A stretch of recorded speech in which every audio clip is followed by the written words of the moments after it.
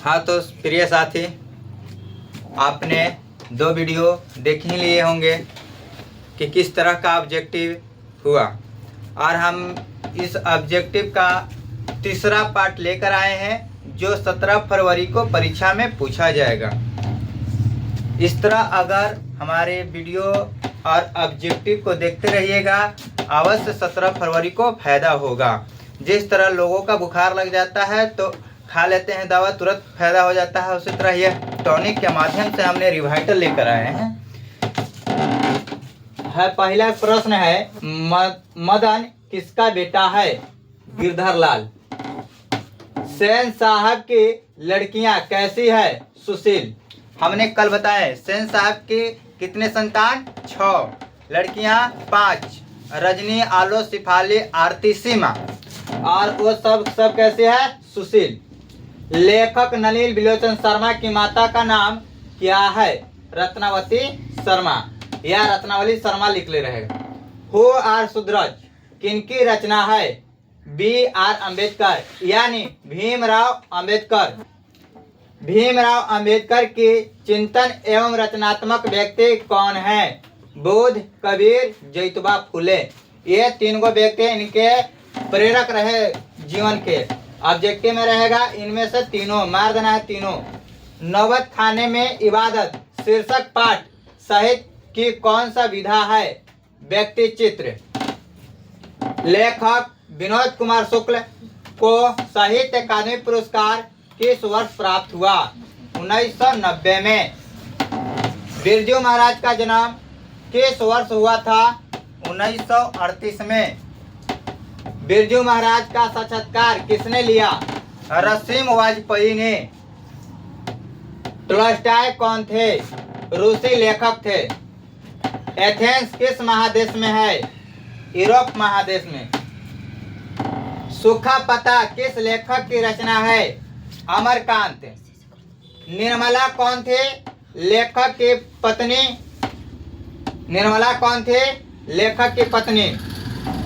नागरी लिपि शीर्षक पाठ कहाँ से लिया गया है?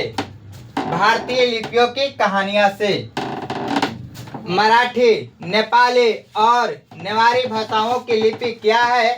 यह देवनागरी लिपि है। कामसूत्र की रचयिता का नाम क्या है? वात्स्ययन। धरती कब तक घूमेगी शीर्षक पाठ में सीता के बड़े लड़के का नाम क्या है? कैलाश। वल्ली अमाल के गांव का नाम क्या था? मुनान डी पटिटपुर। मुनान डी पटिटपुर। कौन पापति के अकेले छोड़कर नहीं जाना चाहती थी? वल्ली अमाल। लेखक सुजाता के वास्तविक नाम क्या है? एस रंगराजन। मंगू की बड़ी बहन का नाम क्या है? कमू। मंगू की बड़ी बहन का नाम क्या है? कमू। मंगू 2 बहन थे, मंगू एवं कमू। ढहते विश्वास शीर्षक पाठ में किस बांध के टूटने की बात कही गई है? दलाई बांध। किस बांध? दलाई बांध। ढहते विश्वास शीर्षक पाठ के रचनाकार का नाम क्या है? सात कोड़ी होता। सात कोड़ी होता। मंगम्मा क्या बेचती थी? दही। मंगम्मा क्या बेचती थे? दही।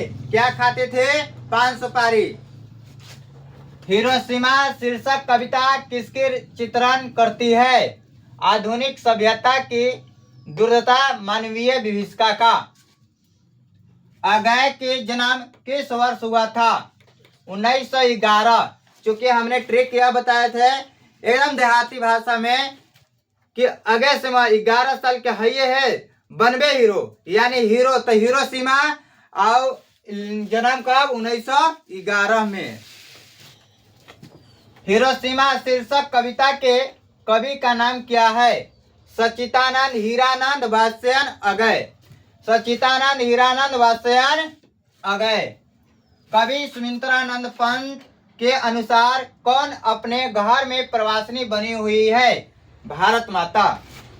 गुंजन किस कवि की रचना है? Sumitranand Pant. Life and songs कविता का संकलन किसकी रचना है? Rainer Maria Rilke. Rainer Maria Rilke के पिता का नाम क्या है? Joseph Rilke.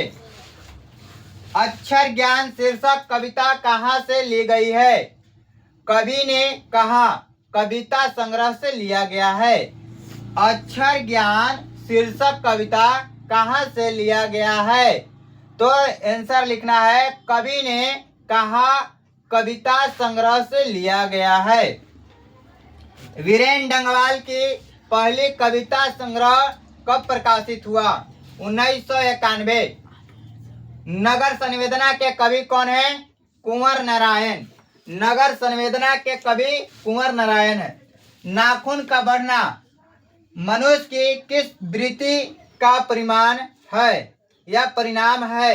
पाश्विक वृत्ति। पाश्विक वृत्ति।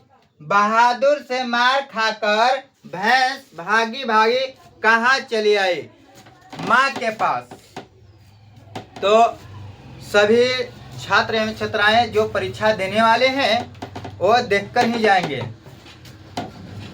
अधिक से अधिक ऑब्जेक्टिव परीक्षाएं पूछा जाएगा। और हमसे जुड़ने के लिए क्लास आइए और अधिक से अधिक सब्जेक्टिव और ऑब्जेक्टिव